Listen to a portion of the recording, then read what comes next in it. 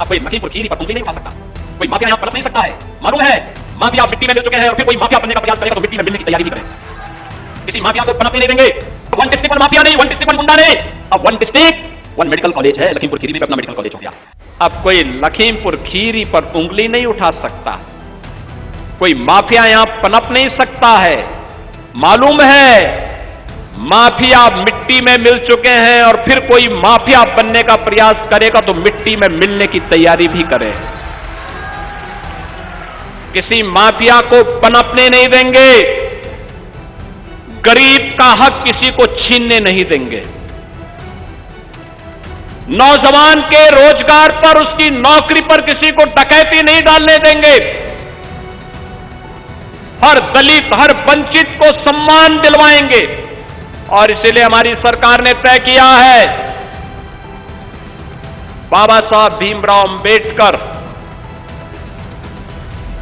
सदगुरु रविदास जी महाराज, महर्षि वाल्मीकि जी महाराज की मूर्तियां जहां होंगी, अगर बाउंड्री वाल नहीं होगी तो हम बाउंड्री वाल करवा करके, और छत्र नहीं होगा तो छत्र भी हम बनाएंगे। सरकार ने इसके लिए धनराशि की व्यवस्था की है।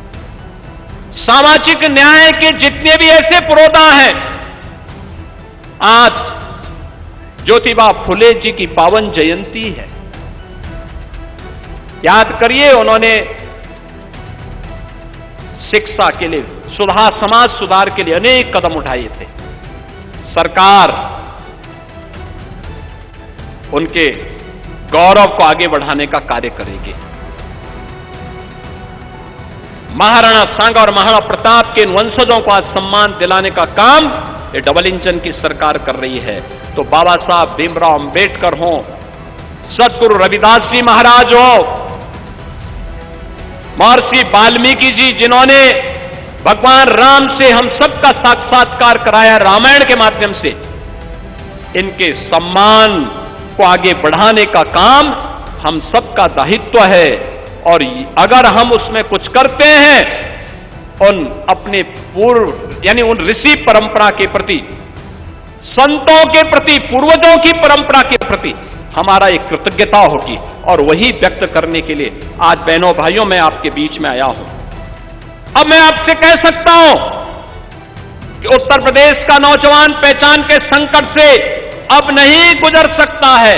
अब वन डिस्ट्रिक्ट वन माफिया नहीं, वन डिस्ट्रिक्ट वन गुंडा नहीं, अब one district one medical college है। लखीमपुर खीरी में भी अपना मेडिकल कॉलेज हो गया। वन डिस्ट्रिक्ट वन प्रोडक्ट है। यहां के थारू जनजाति के द्वारा बनाया गया प्रोडक्ट लखीमपुर खीरी का प्रोडक्ट बना है। और अभी हम आ रहे हैं वन डिस्ट्रिक्ट वन कुजीन में, यानी एक जिला एक व्यंजन में भी आ रहे हैं। कौन अच्छा व्यंजन तैयार करवाता है, फिर उसकी हम खूब ब्रांडिंग करेंगे और फिर उसको वैश्विक मान्यता भी दिलवाएंगे।